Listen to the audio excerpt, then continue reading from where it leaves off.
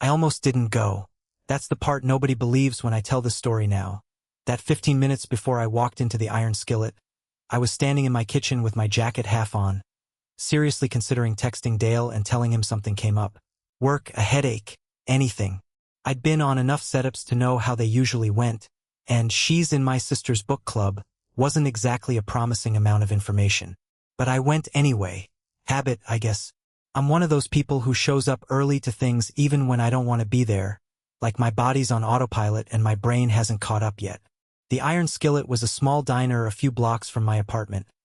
Red booths, steam fogging up the front windows because of the rain, the kind of place that's been the same for 30 years and isn't trying to be anything else. I picked the booth by the window so I'd see the door, and I set an old paperback down next to my water glass. Something to do with my hands. Something to read if this went the way most of these went. Dale hadn't told me much. Just a first name, Margot, and that she might run a few minutes late because of the weather. No photo. No last name. Just a name and a time and a place like a delivery instruction. The bell over the door kept doing this thin, nervous little jingle every time someone came in, shaking water off themselves. I checked my phone. Then I checked it again 2 minutes later, like the time was going to be different the second time. Outside, the rain had turned the streetlights into orange smudges, and the window beside me had gone almost solid with condensation. Then the door opened again, and a woman stepped in, shaking out an umbrella before folding it down. Older than I'd expected. Silver running through dark hair pinned up like she'd done it in a hurry, wearing a soft cream knit turtleneck sweater that looked warm and effortlessly elegant. She looked around the restaurant, scanning, the way you do when you're checking faces against an idea of someone you've never actually seen. Her eyes landed on me. I did that thing where you're not sure if you should stand all the way up or not, so I just sort of half rose. Margot. She paused. Just a second, but I noticed it, the way her mouth opened slightly like she'd been about to say something else first. Then she nodded and slid into the booth across from me. Sorry I'm late. The rain made everything take twice as long. No problem, I said. I was starting to think the storm ate you. That got a laugh out of her. Small, surprised. Like she hadn't expected to laugh this early into whatever this was. I noticed her hands were a little stiff as she set her purse down, and her eyes kept flicking past me toward the door, like she was checking whether someone else might walk in behind her. I waved over the server, a young woman with her hair pulled back in a messy bun, and asked for coffee. The woman across from me ordered tea, and when she did, she actually looked at the server, said thank you like she meant it. Small thing. I noticed it anyway. So, I said once the server walked off, Dale didn't really tell me anything, just that you're in his sister's book club. That's true. She said it carefully, like she was choosing the words before she let them out. I've been part of that group a couple of years now. What are you reading? She blinked, like the question caught her off guard, like she hadn't expected anyone to actually want to know. Something about a lighthouse keeper. It's slow. I like that it's slow. I like slow books too, I said. Most of what I read, everything happens in the first 10 pages, and then the author doesn't know what to do with the rest of it. She laughed again, louder this time, and I watched some of the stiffness go out of her shoulders. That's exactly it. We ended up talking about the book for a few minutes. Not the kind of talk where you're just keeping the conversation moving, but actual questions. What was the lighthouse keeper's name? Did she think he'd ever leave? She kept looking a little surprised every time I followed up, like she wasn't used to someone caring about the second half of a sentence. At one point she glanced toward the door again, and this time I caught it. Waiting on someone else? I asked, half joking. Because if there's a second date showing up, I might need that book back. No, well... She stopped herself, pressed her lips together like she'd almost said too much. I let it go. Whatever that was, it clearly made her uncomfortable, so I asked about the rain instead, whether she'd had to park far. She relaxed again almost right away, like she was relieved I hadn't pulled at it. The drinks came. She wrapped both hands around the mug like she needed something to hold, and mentioned, almost offhand, that she spent most mornings at a community garden a few blocks from her place. What do you grow? Something shifted in her face when I asked that, small, but real.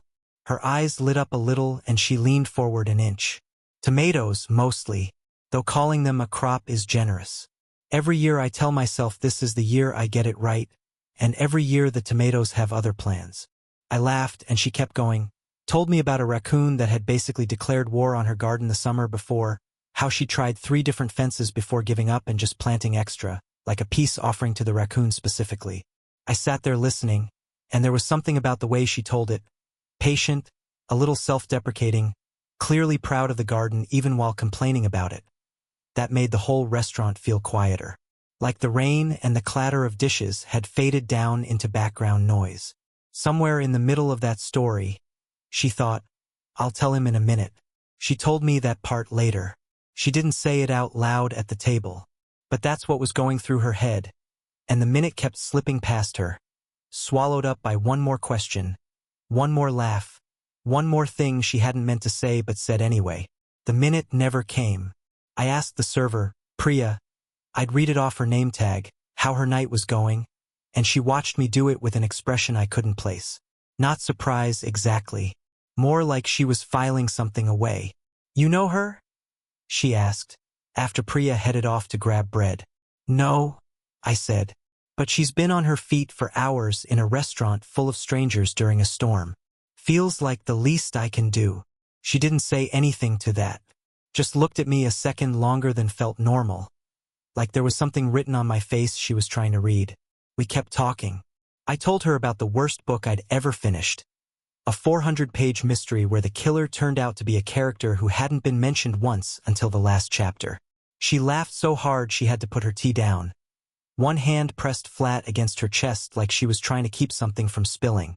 I asked about the Lighthouse book again, and she said she liked that nobody in it was in a hurry, that everyone just existed at their own pace, even when bad things happened around them. Nobody had asked her about a book in a long time. I didn't know that yet, but I could feel it in the way she talked, like she'd been saving things up with nowhere to put them. The kind of person who has a lot to say and not many people who slow down long enough to hear it. You're easy to talk to, she said, almost like she was surprising herself by saying it out loud. I get that sometimes, I said, usually right before someone tells me something they probably shouldn't. She laughed, but it had an edge to it this time, like the joke had landed a little closer to true than either of us expected. While all that was happening, about half an hour earlier and a few miles away, a woman named Margot, the actual Margot, had been pacing her apartment with a glass of wine she wasn't drinking. Mom, please don't make this weird, she said, checking her phone for the 5th time in 2 minutes. Her mother, Eleanor, was at the hallway mirror, adjusting her scarf. I'm not making it weird, sweetheart. I'm going to meet him and explain. It's not that big a deal. I just don't think it's going to work. And I'd rather someone tell him in person than leave him sitting there wondering. The date had been set up through Dale, supposedly anonymous. No names, no photos, just 2 people meeting cold. But Margot hadn't been able to leave it alone. She'd pestered Dale for 2 days, asking little questions, circling around it, until he finally cracked and gave her a name. And once Margot had the name, she realized she already knew who he was. She'd seen him around, once reading alone in a coffee shop, not talking to anyone, not on his phone, just turning pages. Once after a block party, staying late to help stack chairs while everyone else had already gone home, jacket off, sleeves pushed up. Once at a friend's birthday, slipping out before the cake was even cut, like he had somewhere better to be, or like he just didn't need to be the center of anything. To Margot, that added up to one word: boring. Quiet guy, keeps to himself, doesn't seem like he's got much going on. She'd decided all of that without ever once talking to him, the way people sometimes do, building a whole person out of 3 glimpses and calling it a fact. I just don't think we'd have anything to talk about, she told Eleanor. He seems nice enough, just not really my type. Then text him and say that. That feels so cold. And sending me instead doesn't? It's different. You're good at this. Gentle. I just make it awkward. Eleanor sighed, the kind of sigh that had a whole history behind it. Margot, please, Mom, just go tell him I'm not coming, that I'm sorry, and that's it. Quick and kind. Then it's done. I'll owe you. Eleanor looked at her daughter for a long moment. Long enough that Margot started to think she might actually say no, and then grabbed her umbrella off the hook by the door. Fine. But only because it's raining and I feel bad for the poor man sitting there alone. Thank you. Seriously. Eleanor was already pulling her coat on. Be quick about whatever you're doing here. I'll text you when it's done. Back at the restaurant, none of that had happened yet from where I was sitting. All I knew was that Eleanor had just finished a story about a raccoon stealing an entire row of tomatoes in one night, and I was laughing hard enough that I nearly knocked my water glass over reaching for a napkin. Then the lights went out. The whole restaurant dropped into sudden dark. Someone near the bar swore, loud enough to carry. A woman laughed, short and nervous, then stopped herself. Rain hammered the window beside us, and for a second the only light came from car headlights sweeping across the ceiling outside, stretching and disappearing. I heard a small buzz, and a square of light lit her face from below as her phone screen came on inside her purse. She glanced down. I caught the start of a message before she flipped it face down. Asterisk, hurry up. Don't let him make it weird. Asterisk. She didn't answer it. Just sat there a second, staring at the dark screen like it had said something a lot louder than 5 words. Priya came by with a candle in a glass jar, lighting it with a lighter from her apron pocket, and set it down between us. The flame wobbled in the draft from the door, throwing small moving shadows across the table. You don't have to rush off, I said, nodding at her phone, which was still face down. She looked up. In the candlelight her face looked different, softer, but also a little scared, like someone standing at the edge of a pool deciding whether the water's too cold. I know, she said quietly. Then she took a breath, the kind that lifts your whole chest. There's something I should have told you when I sat down. Okay. My stomach tightened a little, though I couldn't have told you why. Just some instinct that whatever came next was going to change something. I'm not the woman you're here to meet. I blinked. The candle flickered between us. What? I'm her mother, she said. I'm Margot's mom. My name is Eleanor. The bell over the door jingled again, somewhere behind us, and neither of us turned to look. For a second I just sat there while the candle did its little dance, trying to make the sentence land somewhere. I'm her mother. I ran back through the last 40 minutes in my head. The tomatoes, the lighthouse keeper, the raccoon, the way she'd thanked Priya for the tea, and none of it changed, even with this new piece sitting on the table like a dropped plate. What I felt wasn't embarrassment, which surprised me. It was closer to relief, honestly. She'd told me. She didn't have to. She could have let the date just end. Let me sit there the rest of the night assuming I'd been stood up by a woman who'd taken one look at me and changed her mind, and instead she'd sat there the whole time clearly working up to this, carrying it around like something heavy she didn't know where to put down. Okay, I said slower. So, Margot sent you. Eleanor winced just slightly, like the name itself cost her something. Something like that. She felt bad about not coming herself. Thought it'd be kinder if someone explained it in person rather than just leaving you a text. And instead we talked about a fictional lighthouse keeper for 20 minutes. 25, actually. The corner of her mouth twitched, almost against her will. That's not really delivering the message, is it? No, she admitted. It really isn't. I leaned back against the booth. The lights were still out, and the restaurant had settled into this hushed, waiting feeling, like everyone in the building was holding their breath at the same time, unsure whether the power would come back or whether they'd all be eating by candlelight for the rest of the night. Somewhere behind us, a man was telling his date a story in a low voice, the kind of story that gets quieter the more interesting it gets.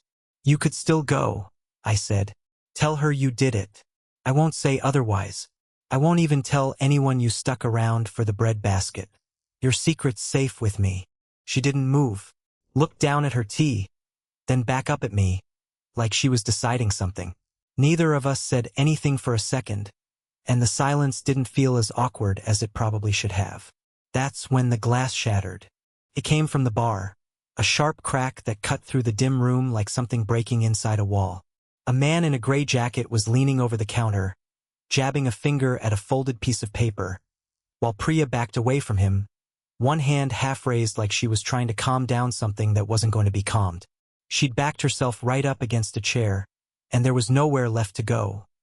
The wall on one side, the chair on the other, him in front. I'm telling you, I didn't order that, the man snapped, loud enough that the whole place heard it even in the dark. Get me someone who can actually read a bill. Priya said something quiet about getting the manager, but he wasn't listening. His hand slapped the bar again, and another glass, one that had been sitting too close to the edge already, wobbled, tipped, and went over, adding to the mess already on the floor. I didn't jump up right away. I sat there a second, just watching the security camera in the corner, its little red light still glowing even with the power out, probably running on some kind of battery backup. The chair blocking Priya's only way to step back. His free hand, hanging loose at his side. Not clenched but not relaxed either.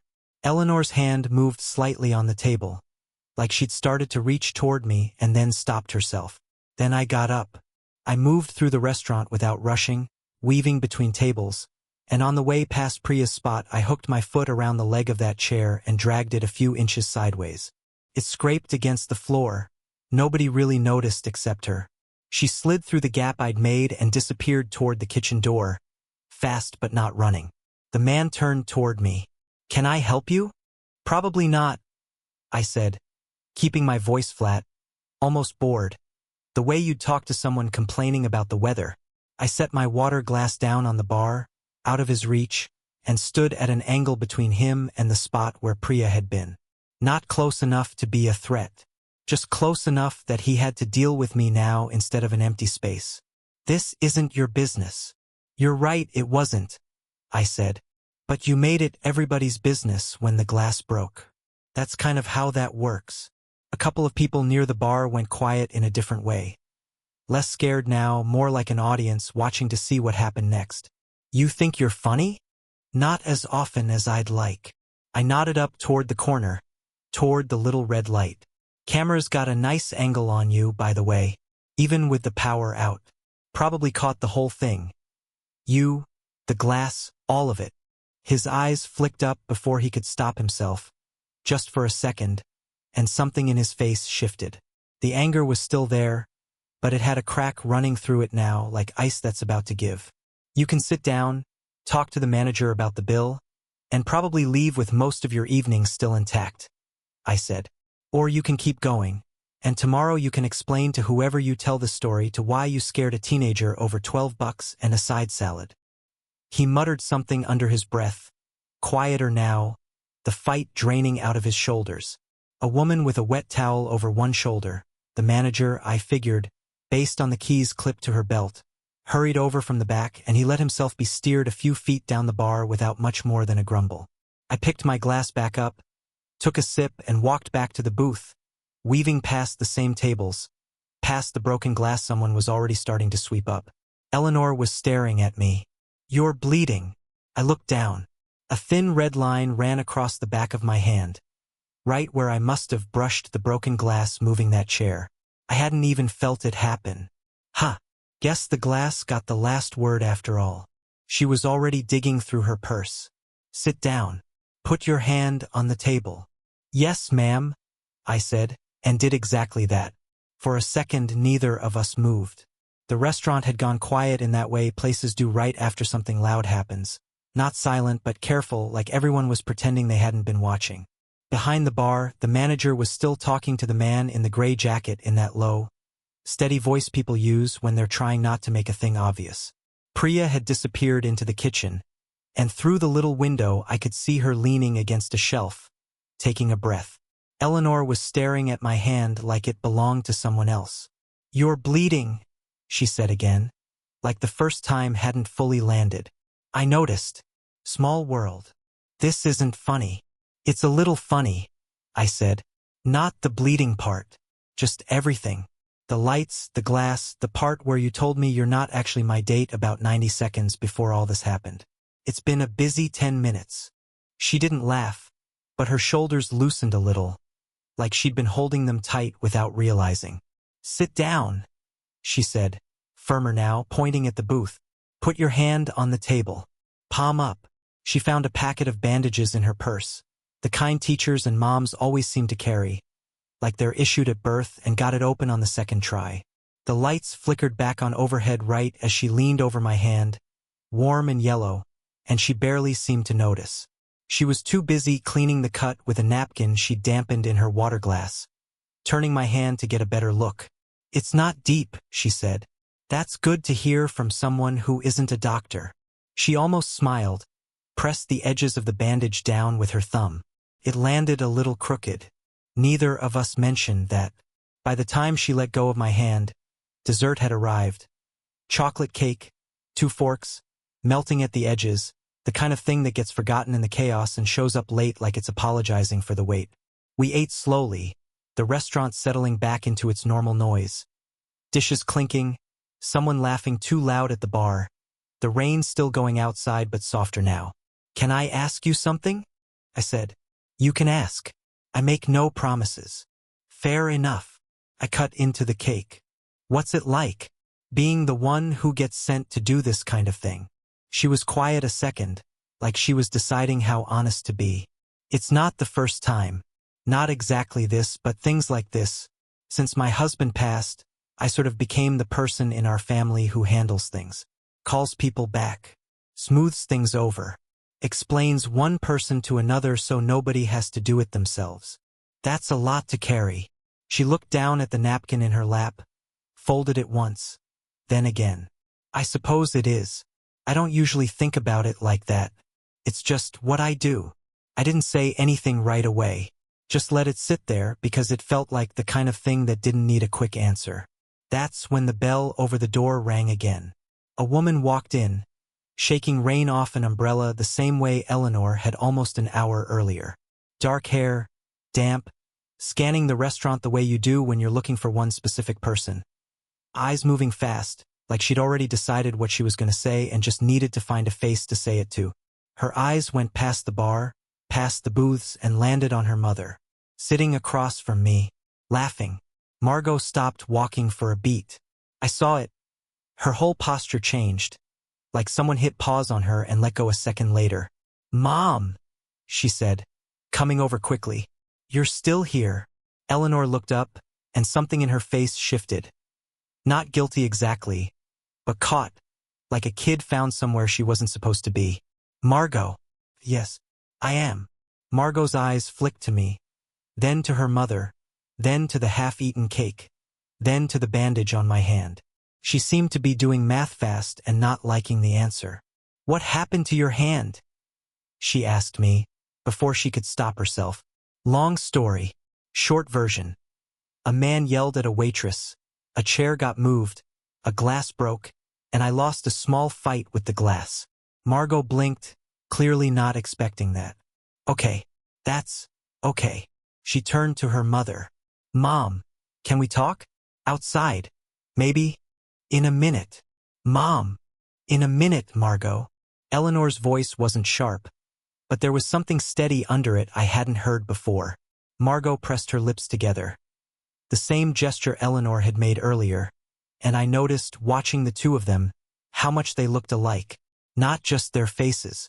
The way they both braced before saying something hard. "I already apologized for you," Margot said to me, too fast, reaching for the bill folder at the edge of the table. "I'm sorry again, for the confusion. I think there's been." Eleanor's hand came down on the folder first. Flat, gentle but firm. "Margot." Margot stopped. "Mom, what?"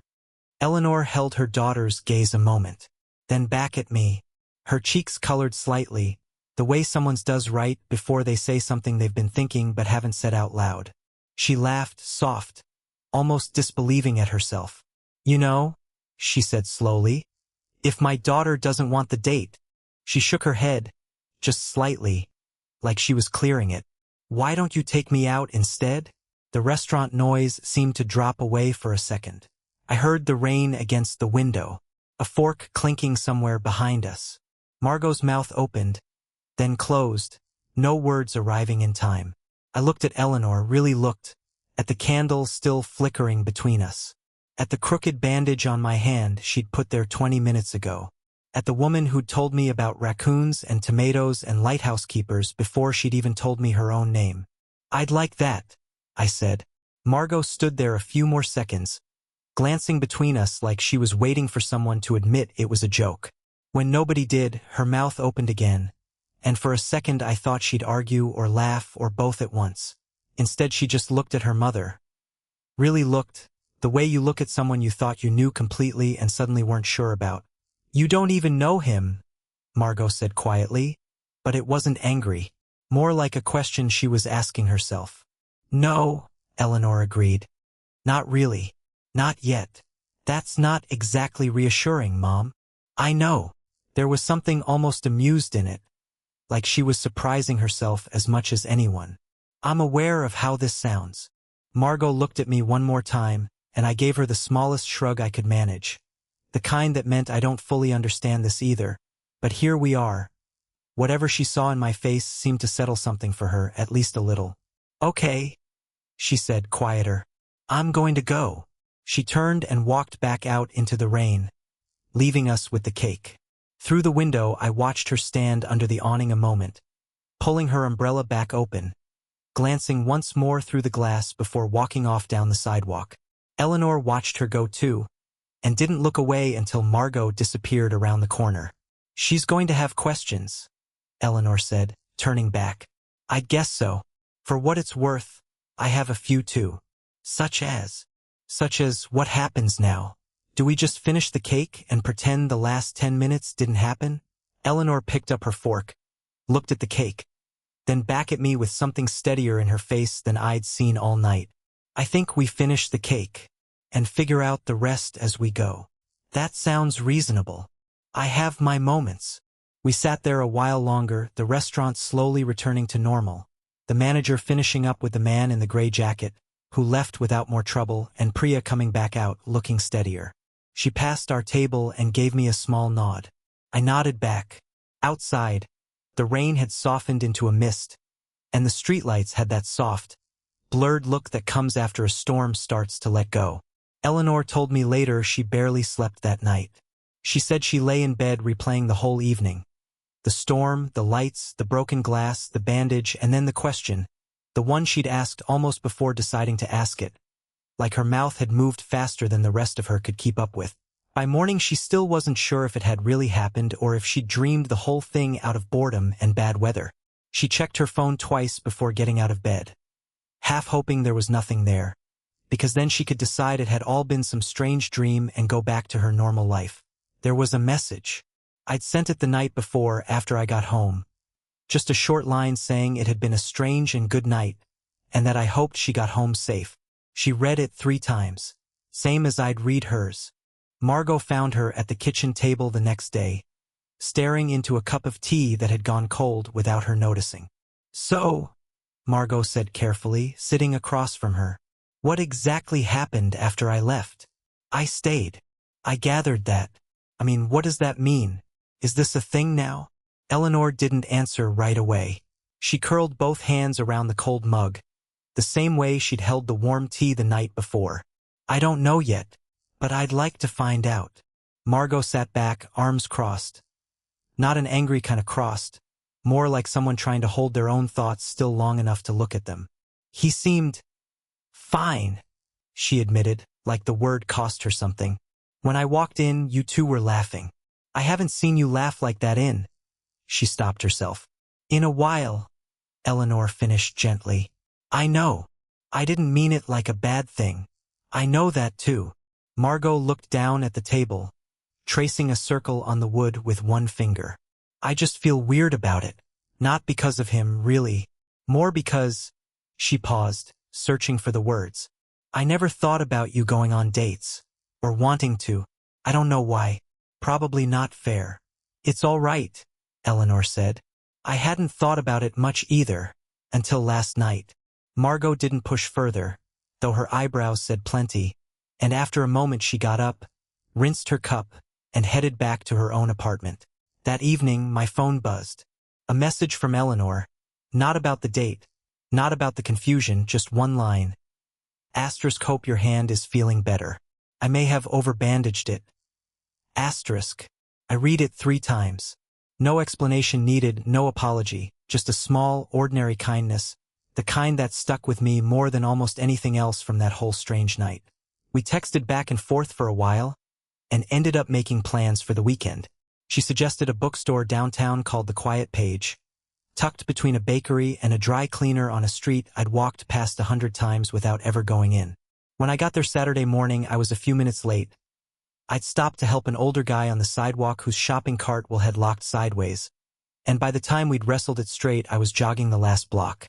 "Sorry," I said, out of breath. "There was a cart situation." "A cart situation?" she repeated, raising an eyebrow. "It's a whole story. Maybe later." She was standing outside in a green coat, holding 2 coffees, steam curling up into the cool air.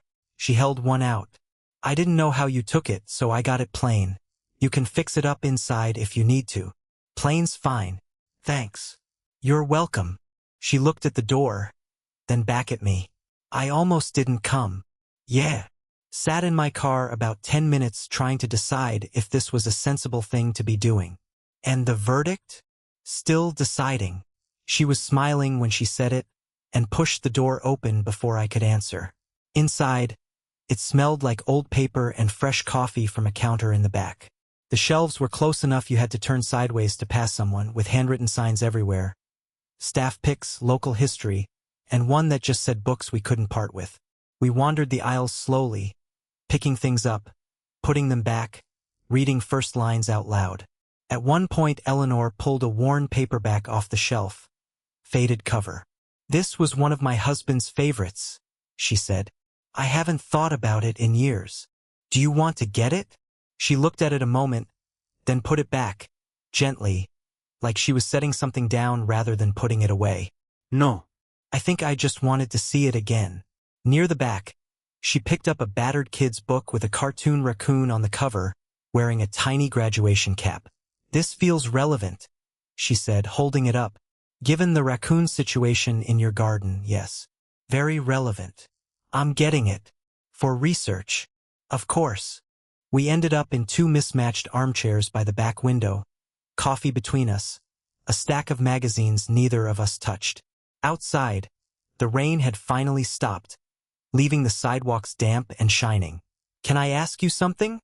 she said, echoing my question from 2 nights before. "You can ask. Same rules. No promises." She smiled, but it faded into something more thoughtful. "Does it ever feel strange to you? None of this was supposed to happen. You were supposed to meet my daughter. Instead, you got stuck talking to her mother for an hour, nearly bled on the floor of a diner, and now you're in a bookstore with me on a Saturday." I thought about it. Honestly, no.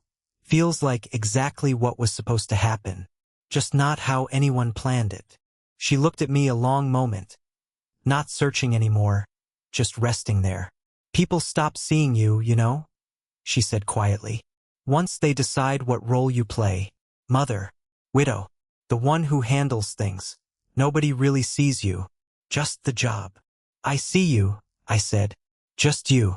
Eleanor who argues with raccoons and likes books about lighthouse keepers and apologizes for over-bandaging people's hands." She didn't say anything right away, but something in her face softened. For the first time in a long time, she wasn't anyone's mother in that moment, or anyone's coordinator, or anyone's steady hand. Just Eleanor, in a bookstore, with someone who'd noticed her. The weeks after that weren't perfectly smooth, and it'd be dishonest to say they were. Margot needed time. That first week, family dinners were stiff in a way that made everyone too polite, like we were all handling breakable dishes. She'd ask Eleanor normal questions: "How was your day? What did you do?" But there was a careful distance in it, like she was testing the water with one toe before deciding whether to step in. I tried not to push. That was Eleanor's relationship to manage, not mine, and the last thing I wanted was to be the reason things got harder between a mother and daughter. I kept some distance those first couple weeks. Saw Eleanor on her own. Coffee after her garden mornings, a Sunday walk, dinner at a place near her house that did a soup she liked. We didn't talk about Margot much during that time. Not because it was off limits. Just nothing much to say yet. Things were sitting where they'd landed, waiting to settle. About 3 weeks in, Eleanor invited me to Sunday dinner at her house. Margot would be there. "You don't have to come," she said when she asked. "I just thought it might be good. Everyone in the same room on purpose instead of by accident." "I'll come," Should I bring anything? Just yourself. A pause. Actually, maybe a pie. Margot Laixpie. Might help. I showed up Sunday with a pie from the bakery near the quiet page, holding the box a little too carefully, like it might give away how nervous I was. Margot opened the door, looked at the pie, then at me, and the tightness around her mouth let go, just slightly. You brought pie. Was told it might help. It might. She stepped back to let me in. Apple. Apple. Good choice. Dinner wasn't effortless, but it wasn't strained either. Somewhere in between, the kind of evening where everyone's trying and you can feel it, but it doesn't feel bad. Margot asked a few questions about my job, and I answered honestly without trying to sound more impressive than I was. At one point she asked, almost casually, if I'd really moved a chair to help a waitress during a blackout, and I admitted yes, that part was true, though I left out most of the rest. Mom told me about that. The whole thing. Lights. Glass. All of it. All of it. I glanced at Eleanor. Most of it, Eleanor said, not quite meeting my eyes, and I had a feeling there were a few details she'd left out, like the part where she'd watched me cross the restaurant before deciding I might be worth staying for. Margot looked between us, and something that might have been the start of a smile pulled at her mouth, though she didn't let it all the way out yet. After that, things got easier. Margot started joining us sometimes, not every time, but enough that it stopped feeling like an event. She and I never became best friends exactly, but we found an easy kind of teasing, the kind that comes from two people who care about the same person and have decided to stop being weird about it. Eleanor and I kept seeing each other. Quiet dinners. Long walks through the neighborhood. Past the coffee shop where she'd apparently seen me reading more than once before any of this started. Phone calls that began with nothing important. What are you having for dinner? Did it rain where you are? And somehow stretched into an hour without either of us noticing. She brought a kind of lightness into my life I hadn't realized I was missing. And from what she told me, I brought her something too, a kind of attention, a way of being looked at that she said she'd forgotten she wanted. A year later, almost to the day, I asked her to meet me back at the quiet page. I'd called ahead and talked to the owner, an older guy who remembered us from the first visit because, in his words, you two were the only people who ever put that Lighthouse book back on the shelf instead of buying it. He let me set up the little reading nook by the back window the way it had been that day. 2 mismatched armchairs, a small stack of magazines, the shelf of unexplainable books behind us. I told Eleanor we were meeting for coffee, nothing special, and she'd agreed without suspicion, though I found out afterward Margot had known the whole plan for almost 2 weeks. She'd helped me pick the ring, actually, something I hadn't expected to need help with, but when I mentioned what I was thinking, she looked at me a long moment and said, simply, okay, let me help. I think I'd like to. It was, in its own way, the clearest sign yet of how far things had come. When Eleanor walked in and saw the setup, she stopped in the doorway. I watched her realize what was happening before I'd said a word. Her hand went to the door frame, like her legs needed a second to catch up with the rest of her. You didn't. I might have. This is the exact spot. I know. She walked over slowly, glancing around the nook, the chairs, the magazines, the shelf, then back at me, eyes already a little bright. No paperback this time. Instead, a small velvet box. I knelt down in front of her chair, slow, rain starting to tap the window behind us, soft and steady, the same way it had the night we met.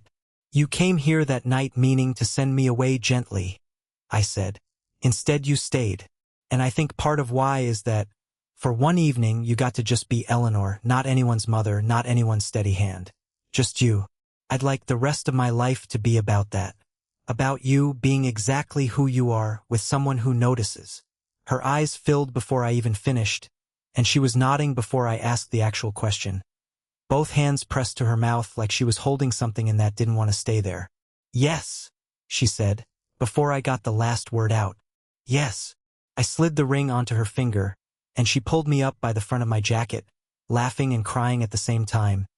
The way people do when two feelings show up together and neither wants to wait for the other. From behind the counter, the bookstore owner cleared his throat loudly. When we looked over, he was holding up his phone, filming the whole thing without either of us noticing. For Margot, he said. She made me promise. Eleanor laughed properly then, the kind that takes over your whole face, and outside the rain kept falling, soft against the glass, and neither of us moved to leave for a long time.